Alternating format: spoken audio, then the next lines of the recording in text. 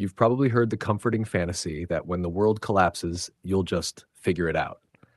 Your instincts will kick in, your inner survivor will rise, and you'll suddenly transform into a combination of MacGyver, Bear Grylls, and that one neighbor who always looks suspiciously prepared. But here's the part that stings a little. Most people don't die in a post-apocalyptic world because of starvation, dehydration, or even violence. They die because they walk straight into the collapse carrying myths they never questioned, believing things that feel logical in movies but are suicidal in reality. And if you want to avoid being one of those cautionary tales, you need to know which lies can get you killed fastest. The first myth, the one baked into practically every disaster story, is the idea that your gear will save you, as if having a shiny tactical flashlight automatically gives you survival XP. Listen carefully. Gear fails, breaks, gets lost, or runs out just when you need it most. Batteries die, filters clog, blades dull, and even the most expensive survival kit becomes dead weight if you don't know how to actually use the tools inside. What saves you is skill, not equipment. A cheap water bottle becomes a distillation tool if you understand condensation. A torn shirt becomes a wound seal if you know basic pressure bandaging. A map becomes a lifeline if you know terrain reading. People overestimate their gear because it feels comforting, like holding a fire extinguisher makes you a firefighter. But survival is muscle memory and mental discipline, not gadgets. And the more you depend on items instead of knowledge, the faster you become part of the rubble. This section is based on practical field survival experience rather than formal academic sources. The second myth is even more dangerous because it's wrapped in false confidence. I'll just find food in the wild. Sure, you will. Right after you learn 200 local plant species, identify edible ones by season, avoid the toxic lookalikes, track small game without alerting predators, and somehow keep yourself from burning thousands of calories in the process.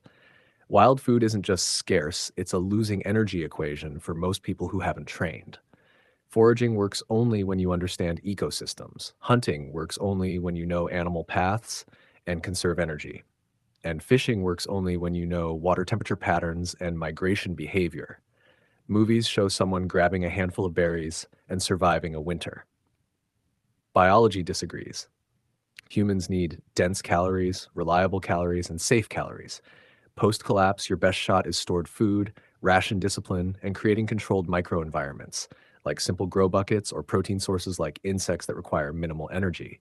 Because in the apocalypse, the wild doesn't feed you.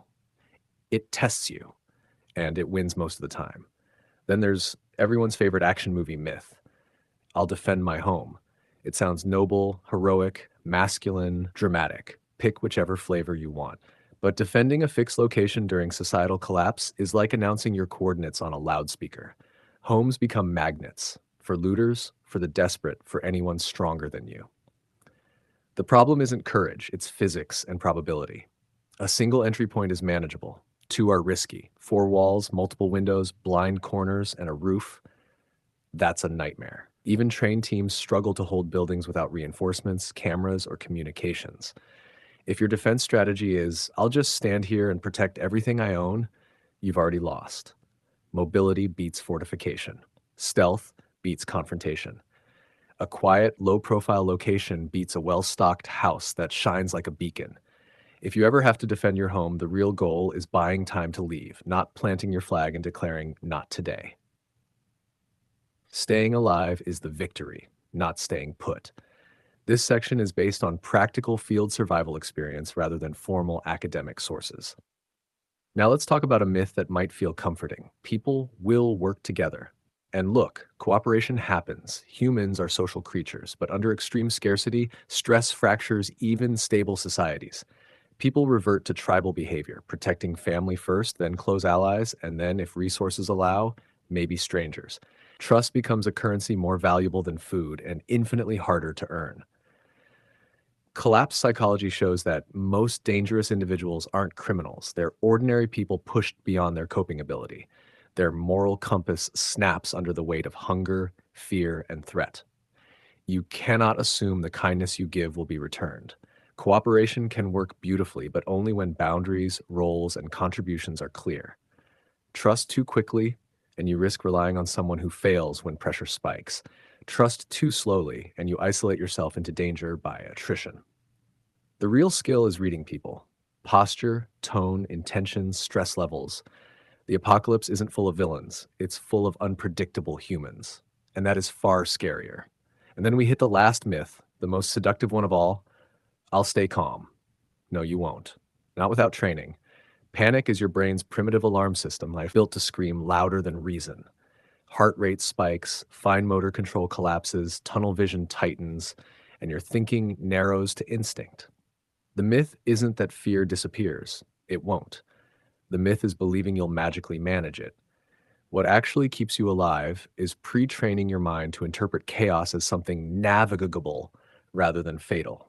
You need rituals that steady your breathing, patterns that organize your thoughts, anchors that stop your emotions from spiraling.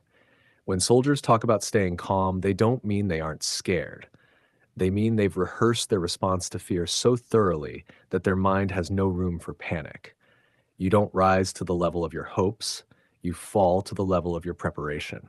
And in the apocalypse, a calm mind is the rarest resource. So here's the truth hiding beneath all 5 myths.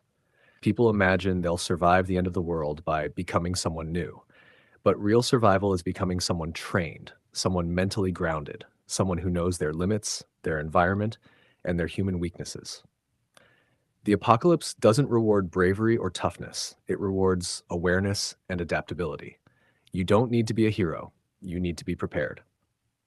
You need to understand that the world isn't obligated to give you a second chance if you walk into it carrying comfortable lies. And if you remember nothing else, remember this. Myths make you feel safer, but they cost you clarity.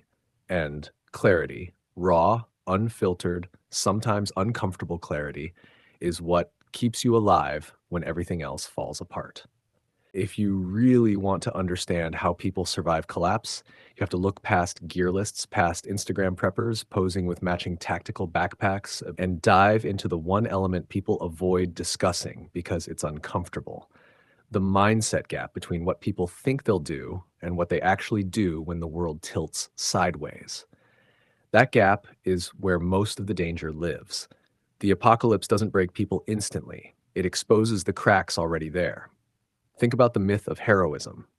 The quiet assumption that when things go bad, your instincts will suddenly evolve into something noble and efficient.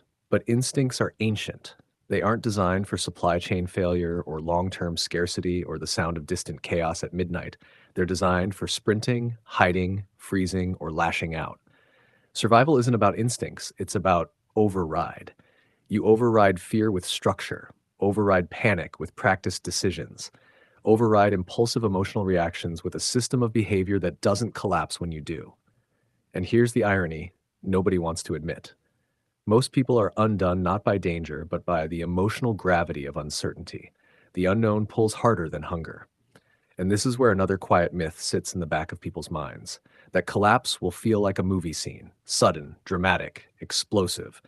In reality, collapse feels slow, confusing, and strangely boring between moments of terror. Days stretch, time gets strange, resources thin out inch by inch instead of all at once. And that slow decline becomes a psychological grind that tests your consistency, not your adrenaline.